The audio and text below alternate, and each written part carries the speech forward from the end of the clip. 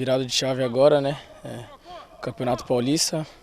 Agora vamos focar para buscar a classificação lá no Rio da Copa do Brasil. A expectativa é a melhor possível, né? A gente recuperou hoje, na verdade, aqui, mas outro grupo está treinando forte também.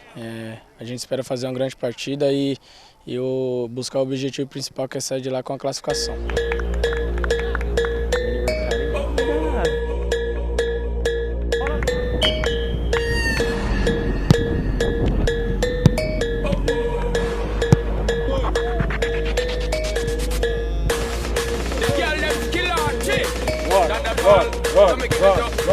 A Copa do Brasil é um jogo de mata-mata, um jogo que agora na primeira fase é um jogo só, né?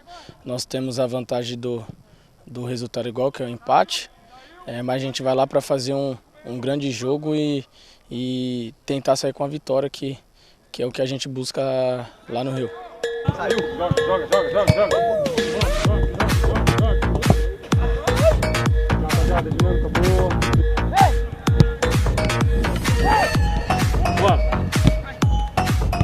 Eu fico feliz de estar representando bem essa camisa.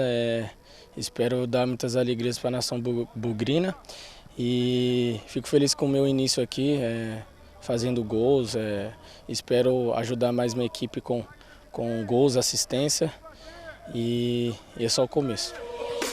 Bora, joga!